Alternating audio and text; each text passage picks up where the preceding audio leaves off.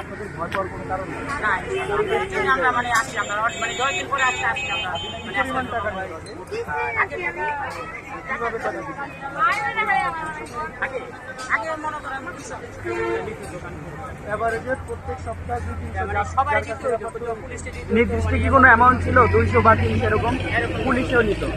আচ্ছা আঙ্কেল, আপনাদের বিরুদ্ধে একটা অভিযোগ আছে যে আপনারা হচ্ছে একটা দামই বলেন, ঠিক আছে? আপনারা ওখান থেকে চকবাজার থেকে মালামালগুলো আনেন, তো এনে কিন্তু একটা দামই বলেন, এক দামই কাস্টমারের হাতে দেন। আপনাদের এখান থেকে কিন্তু 10 টাকাও কম দেওয়া হয় না, ছাড় দেওয়া হয় না। ক্যামেরা রানিং আছে?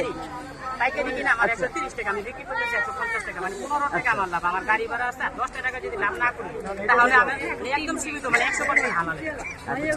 আমরা মানে উল্টা পাল্টা দাম চাই না, পাইকারি রেট করি, মানে 150 টাকা আমরা পাইকারি, মার্কেটে আছে দিবেন, এটা আপনার 250 টাকা দাম দিবে।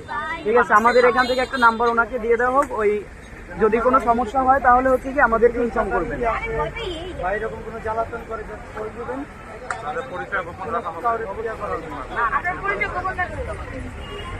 কোনো ভয় পাবেন না। দেশ কারো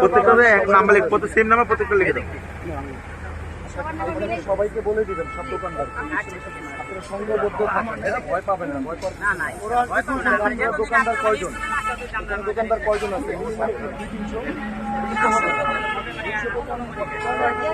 চাঁদাবাজি হয় নাকি বাজার কেমন?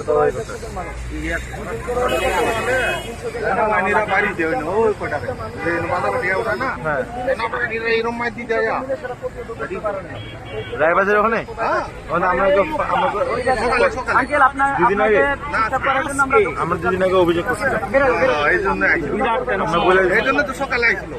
আমরা দুদিন আগে অভিযোগ করছিলাম, এই জন্য সকালে আমরা ব্রিফ করতেছি, এখন সব জায়গায় কথা বলতেছি। শুনুন,